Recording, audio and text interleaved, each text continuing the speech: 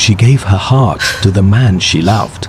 She gave him her youth, her loyalty, her trust. But instead of love, she received cruelty. Instead of protection, she received betrayal. And when she thought she had reached the limit of her pain, he did the unthinkable.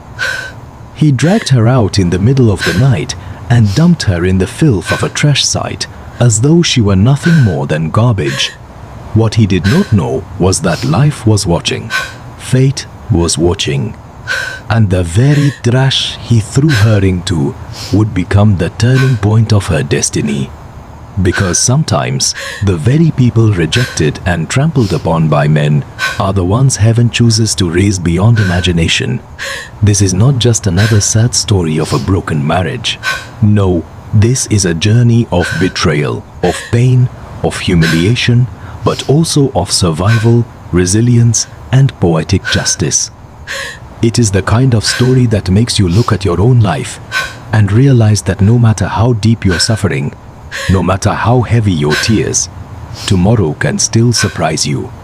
So sit back, relax, and prepare yourself, because what you are about to hear will not only shock you, it will move you. You will cry, you will gasp, and in the end, you will rise with hope.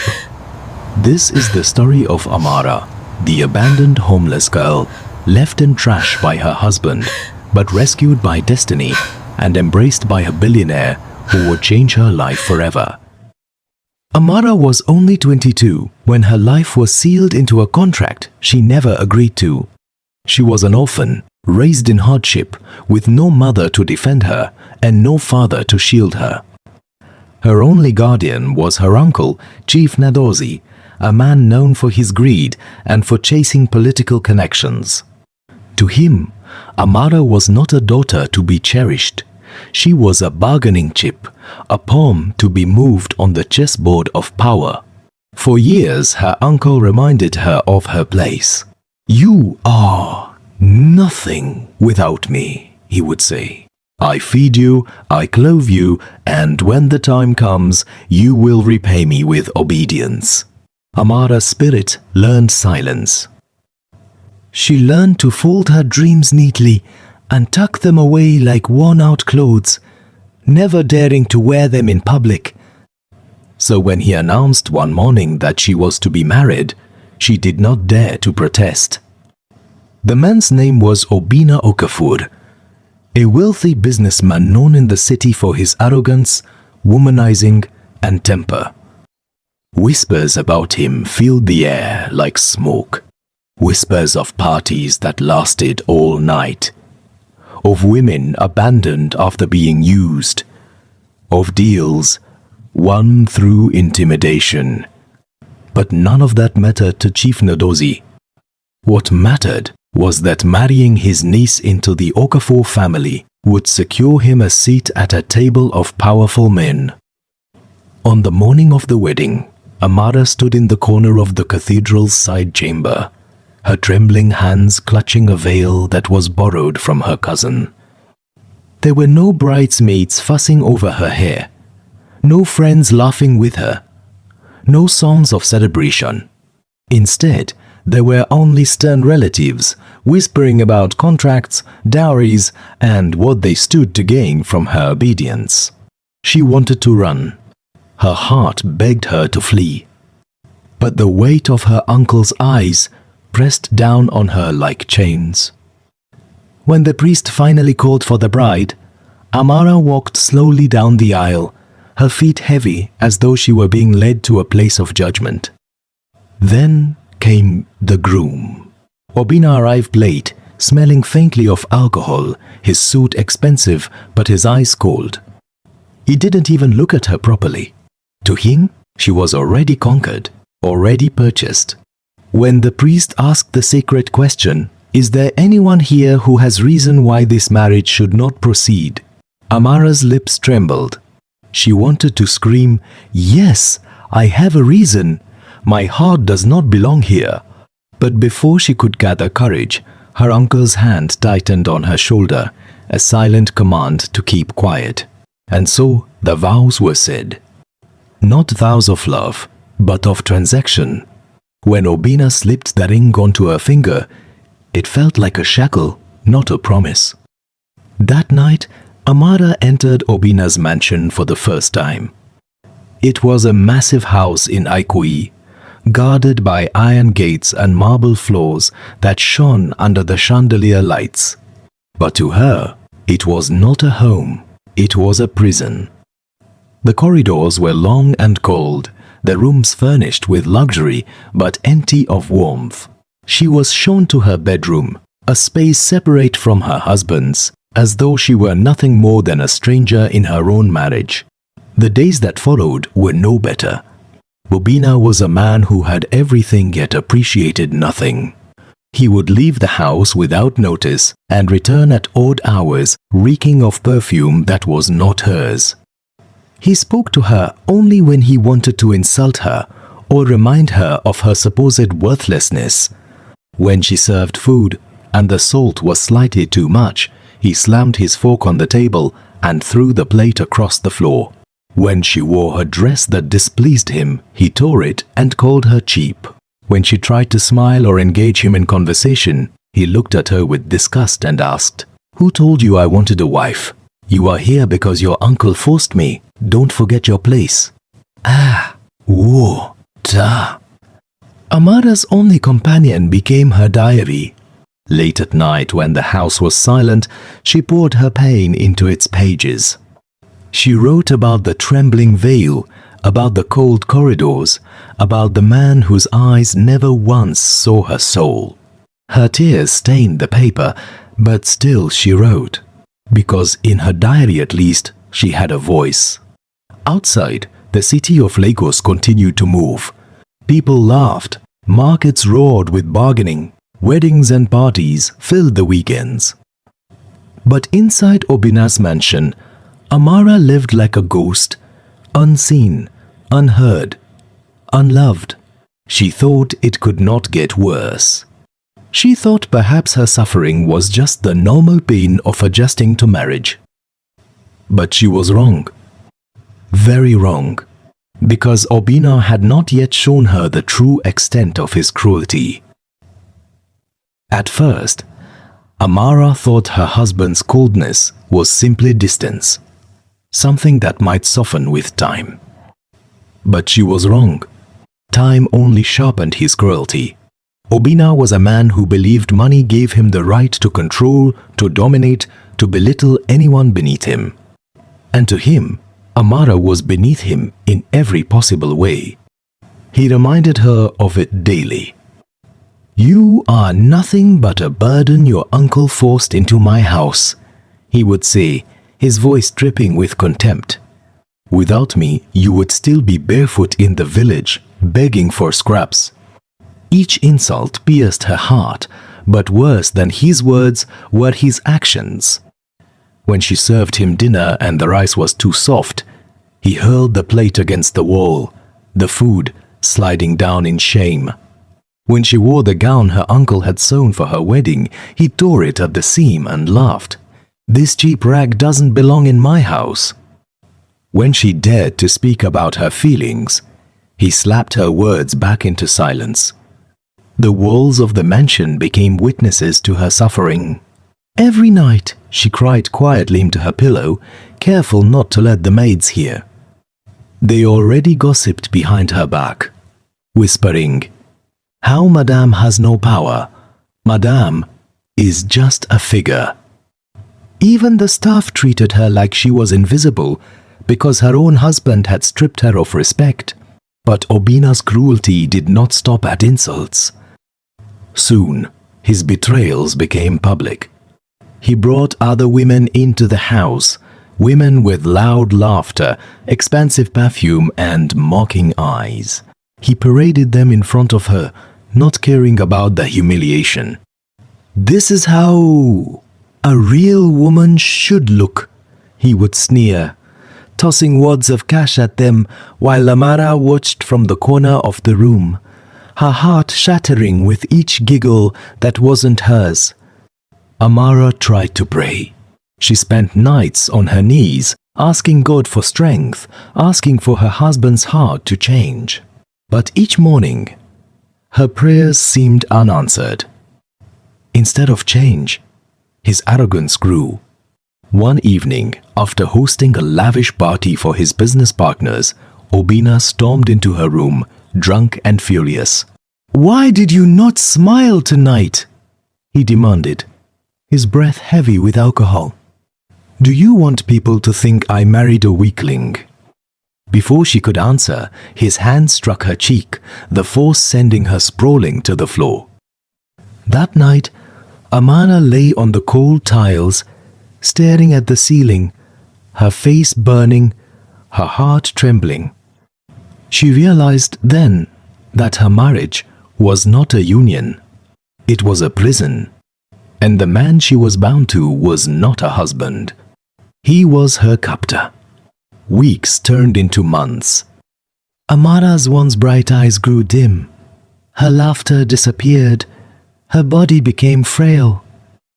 She avoided mirrors, unable to recognize the pale figure staring back. She lived in silence, moving through the mansion like a shadow, waiting for each day to end, only to face another. And then came the night that changed everything. Obina had been gone for 3 days, and when he returned, it was not alone. He staggered in with another woman, holding her close while Amara stood frozen by the staircase.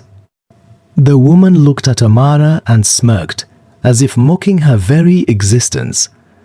Obina pushed Amara aside and declared, "This house belongs to me. If you cannot live with that, then get out. You are nothing here." The words cut deeper than a knife. But Amara's silence did not save her this time. Within weeks, Obina began plotting to rid himself of her completely. He stopped giving her money, cut off her access to the house accounts, and told the staff not to serve her food. Slowly, deliberately, he starved her of dignity, starved her of hope, until the day came when he decided her presence was no longer tolerable. One night, while the city slept, Obina dragged Amara by the arm, out of the mansion, past the glowing gates, and into the back seat of his SUV. She did not speak. She did not fight. She had no strength left to resist. The car drove into the dark streets of Lagos, further and further, until it reached the outskirts, where trash heaps lined the roads. And there, under the silent gaze of the moon, he threw her out like garbage. Her body landed against the dirt, her white nightgown stained with filth. He looked down at her one last time and said coldly, "You were never my wife. Just trash forced into my house. Now stay where you belong."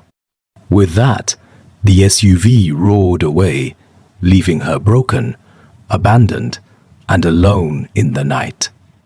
The night Amara was dumped on the roadside near the trash heaps of Lagos would remain etched in her soul forever. She sat there for hours, shivering in her torn nightgown, her hair tangled, her face streaked with tears. Around her, the stench of rot filled the air. Rats scurried between piles of garbage. Dogs barked in the distance. And yet, she was too weak to move, too broken to care. She thought it was the end. "So, this is how my story finishes," she whispered into the night, her voice trembling. Thrown away, forgotten, worthless, her body shook with sobs until exhaustion silenced her. By morning, the sun rose hot and merciless. Flies gathered around, buzzing relentlessly. Amara dragged herself from the trash heap to the edge of the street, where people passed without noticing her. Some looked once and turned away quickly. Others shook their heads and muttered, "Another mad woman." No one stopped. No one helped. For days, she begged for food, stretching out her frail hands. Sometimes she received a crust of bread, sometimes only insults.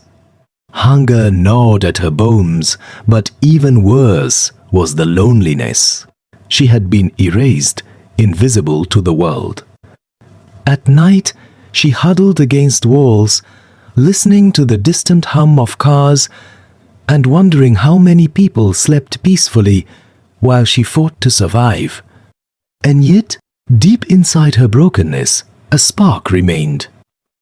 One evening, as she sat by a roadside kiosk begging for water, an old woman placed a hand on her shoulder. The woman's face was wrinkled, her clothes simple, but her eyes were kind. She handed Amara a small loaf of bread and whispered, "Child, you may think life has ended for you, but sometimes when we are thrown away, it is because heaven wants us to be found by the right hands." Those words echoed in Amara's heart long after the woman disappeared into the crowd. Could it be true? Could this suffering be a passage, not an end? Days passed into weeks. Amara adjusted to her new life on the streets. She found an abandoned shed where she could rest her head. She fetched water from a public tap. She learned to survive not by choice but by necessity. And slowly, without realizing it, her resilience grew. She was no longer the fragile girl in Obina's mansion. She was a woman learning to endure. Then came the day fate finally moved. It was a hot afternoon. The traffic was thick on the highway. Amara sat on the pavement near a busy junction, clutching her small tin bowl, begging for coins. She kept her head low, ashamed to meet the eyes of strangers. Suddenly, the sound of an engine roared louder than the rest. A sleek, black SUV pulled up near the junction. The car was different from the rest, polished, gleaming, the kind that announced power even before the door opened. The driver stepped out first, tall and neat, opening the back door. And then he emerged. A man in a tailored navy blue suit, his shoulders broad, his steps confident. He wore a gold wristwatch that caught the sunlight and dark shades that masked his eyes. But even through the distance, his presence commanded attention. Passers-by slowed to look. Vendors paused their shouting. It was clear.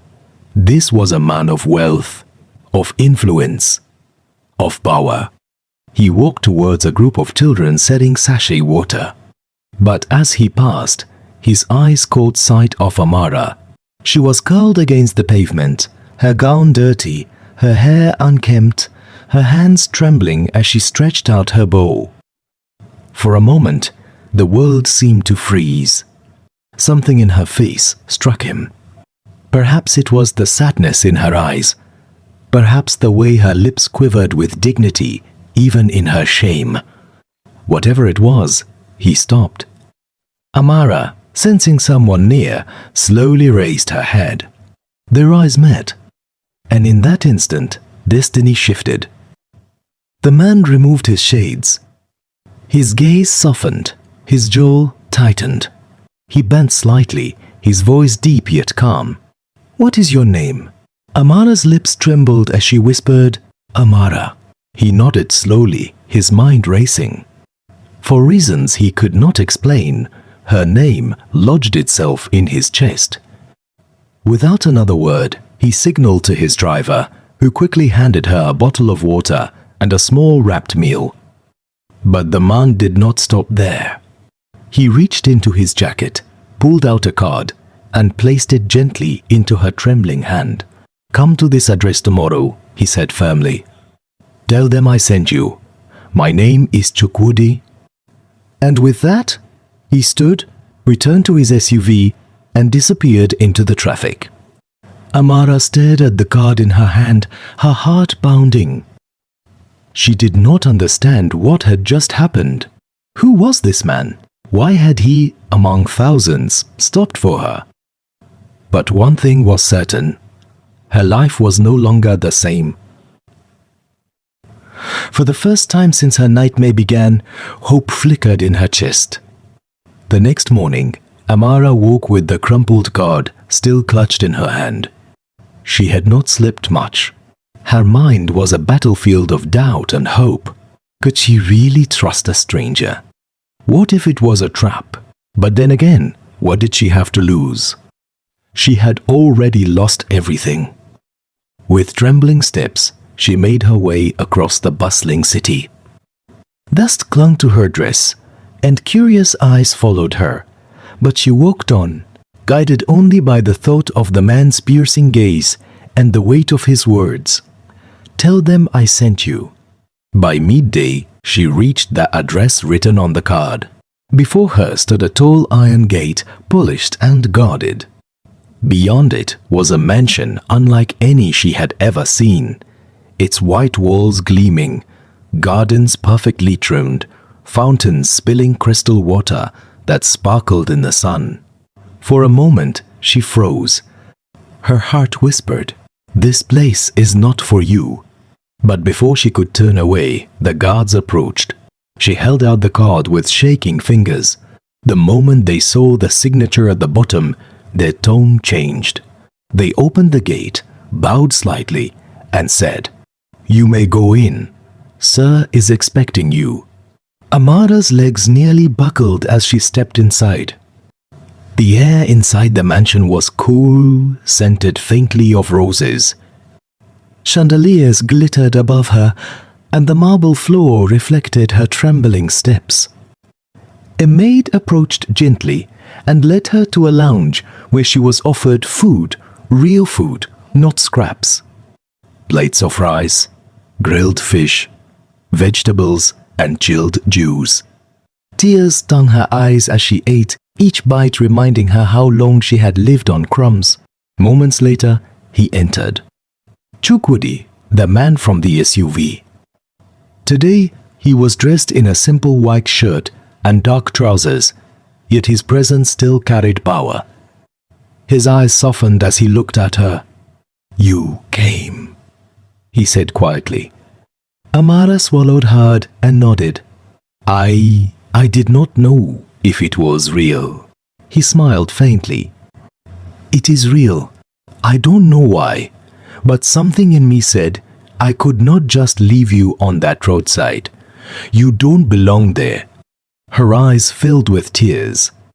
For the first time in years, someone had said she belonged somewhere other than the trash.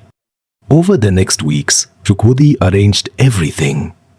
He gave her clean clothes, hired doctors to tend to her wounds, and provided a safe room in his mansion. He did not ask for anything in return. He did not treat her as weak or as a burden. He simply gave her what she had been denied for so long: dignity. Amara slowly began to heal. Her hair was trimmed and washed, her face regained color, and her eyes, once dull, began to shine again. She found her voice in conversations, and her laughter, though quiet at first, returned. The mansion staff, seeing how much she meant to their master, treated her with respect. For the first time in her life, she felt seen. But with healing came fear. Every night, she remembered Obina, the man who had discarded her.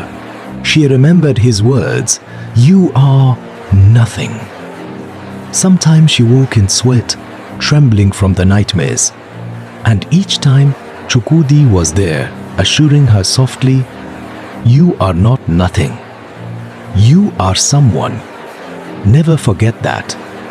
It was on one of those evenings, as the two of them sat on the balcony watching the city lights, that Chukwudi finally asked, "Tell me, Amara, what is your story?" Her chest tightened. It was a painful story to tell, but she found courage in his eyes. Slowly, she told him everything: the forced marriage, the insults, the beatings, the betrayal, and finally, the night she was dumped like garbage. She expected disgust or pity. Instead, his fists clenched with anger, not at her, but at the injustice she had endured. "No woman deserves that," he said firmly. "Not you." not anyone. Days passed into months, and their bond grew stronger. Chukwudi found in Amara a humility and strength he had not seen in the circles of wealth he moved in. She, in turn, found in him a compassion she had never known. But fate was not finished weaving its threads. One afternoon, Chukwudi hosted a gala at his mansion, a gathering of businessmen, politicians, and their wives.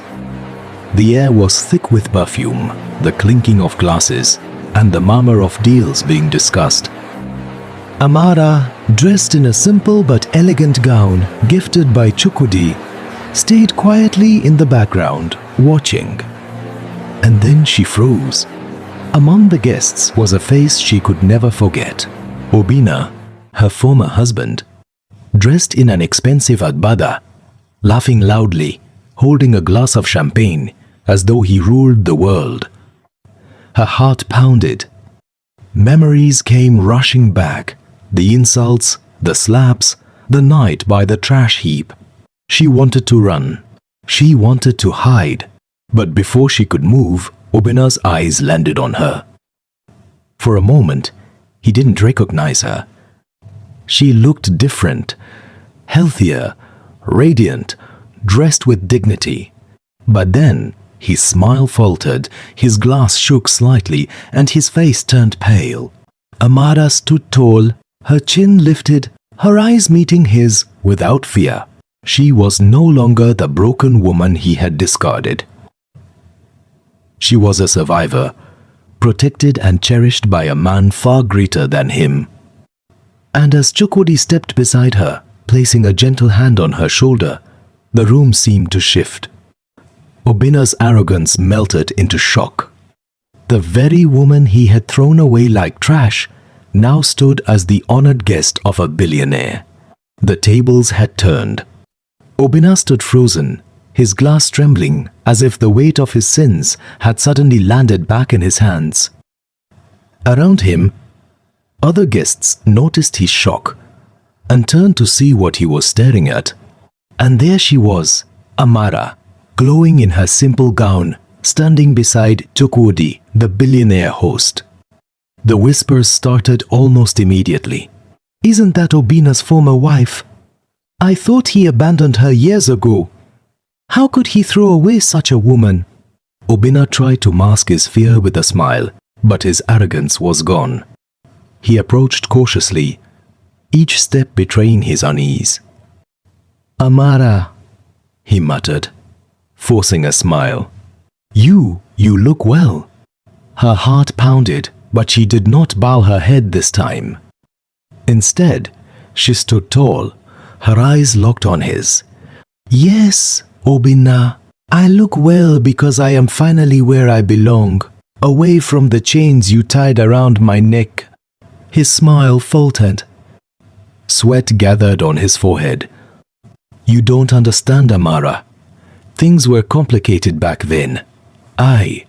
But before he could finish, Chukwudi stepped forward, his voice calm but firm. "There is no need for excuses. A man who cannot cherish a jewel does not deserve one. Tonight, everyone here will remember this moment, because destiny has a way of lifting the rejected and humbling the arrogant." The room fell silent. Obina's face burned with humiliation. He muttered an excuse and hurried out, his power and pride crumbling with each step. For the first time, Amara felt no fear of him, only pity. From that night, her life blossomed like never before. Chukwudi continued to stand by her, not just as a savior, but as a partner who saw her strength.